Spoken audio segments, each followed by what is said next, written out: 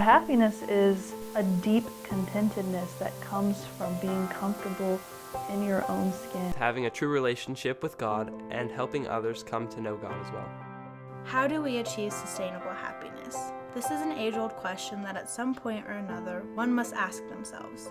In this documentary, we will explore the possibilities of finding happiness through either a world Aldous Huxley has built with his predictions of the future, or happiness through the century-old teachings of the Catholic Church. A Brave New World presents happiness to us in a small pill called Soma, an organization thus resulting in little to no conflict. But the Catholic Church says we must find happiness ourselves through living a simple and holy life. The Church provides a much better and more sustainable sense of happiness than any artificial happiness could ever give us.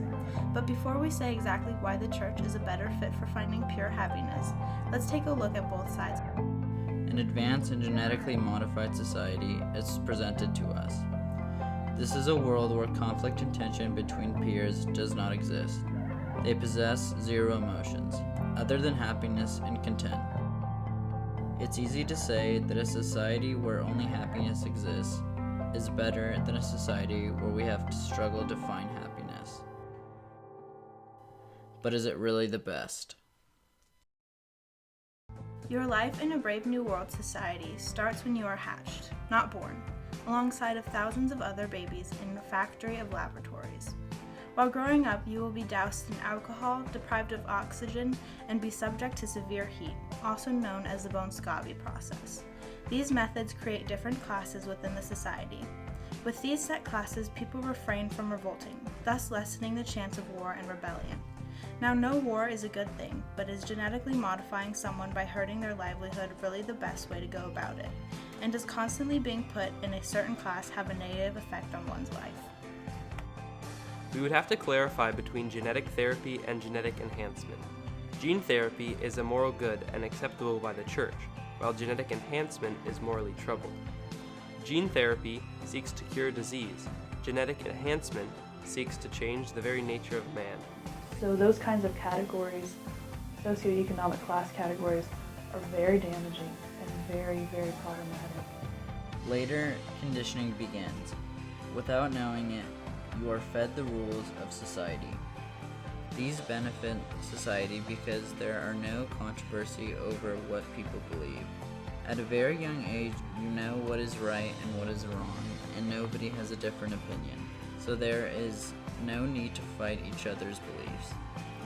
Many wars have occurred because people have so many different opinions that contradict another. These differences and beliefs come upon in China during the rule of Mao Zedong in the 1970s. Zedong believed that the education was impure and that the emphasis on technology became too much for his society to handle. He issued a shutdown of all the nation's school system. Months after, many students started to create their own movement, in which they attacked many of the population's elderly and educated citizens. Zhao, another high-status political figure, acted as a societal stabilizer. He formed his own group of radicals and issued that many of the intellectually proficient politicians be reinstated into office. This disagreement resulted in a civil war and revolution.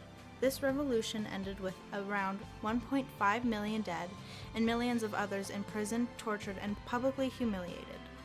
This is one example of many wars and revolutions that took place because of a disagreement between two people's morals and beliefs.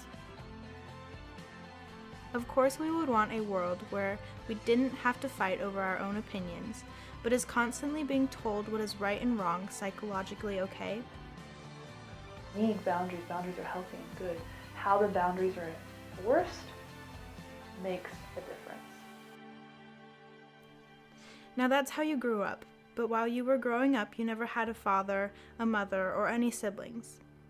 Huxley says the world was full of fathers, was therefore filled with misery, full of mothers, therefore of every kind of perversion from sadism to chastity, full of brothers, sisters, aunts, and uncles, full of madness and suicide. Now, while this might solve some problems, this also creates emotional damage and creates a sense of emptiness. The fifth commandment tells us that we must honor our mother and father, and with good reason. This society is quite advanced in technology and social economics. but this also creates distress and many other psychological issues. Sustainable happiness from the Catholic Church comes to us through one holy, Catholic, and apostolic. Now it is known that by no means of the Catholic Church is perfect, but it is not providing us with artificial happiness. When the Catholic Church helps us become happy, that happiness we found is so strong and deeply rooted it almost becomes impossible to shake. Let's look at how the Catholic Church provides us such a strong feeling of happiness when found.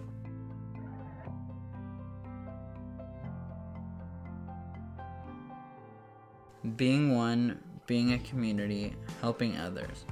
These are some of the ways that the Catholic Church helps us find our happiness.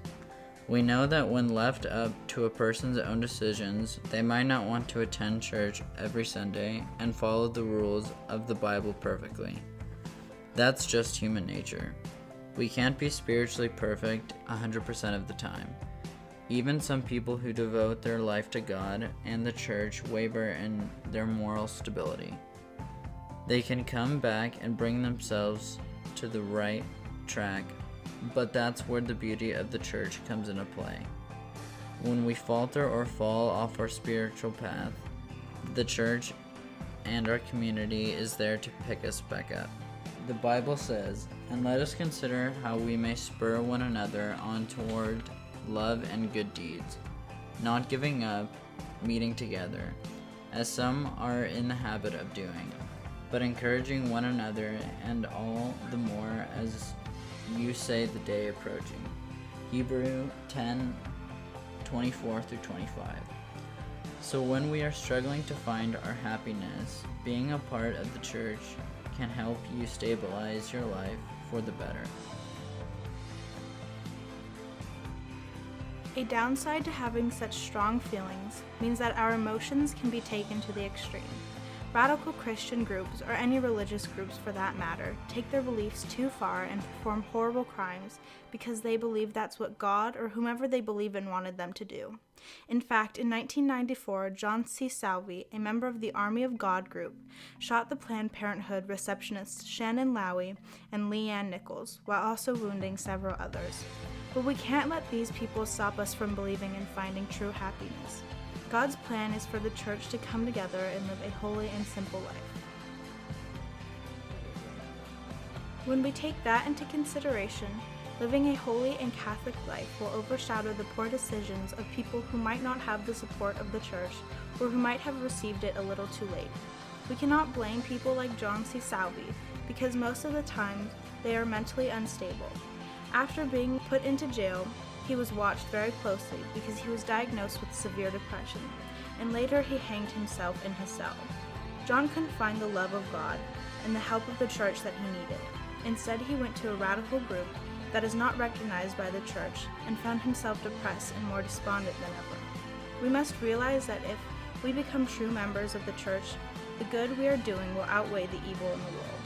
Like Maya Angelou said, "I'm convinced of this. Good done anywhere is good done everywhere. If you are happy in doing good deeds, that will spread unto others." Having looked at both sides, let's break down what the question at hand is. How do we achieve sustainable happiness? After researching and reading A Brave New World, we know that the book says that it is better to have a world with zero conflict and strict rules to ensure a society of ignorance and organization. But their sustainable happiness comes in a pill. If it's not taken, your emotions become heightened and you suffer from severe anxiety, depression, and paranoia. 1 gram, she decided, would not be enough. Hers had been more than 1 gram affliction. The church brings us happiness through serving others and being in a community of people.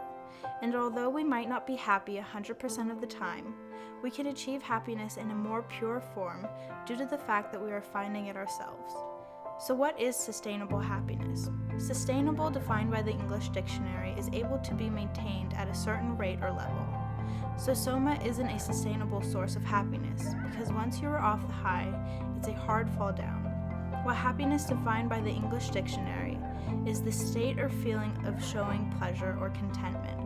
So the Catholic Church provides us with happiness as well as a Brave New World does, but only the Catholic Church provides us with any sense of stability, thus making it a better fit for a society wanting to achieve happiness.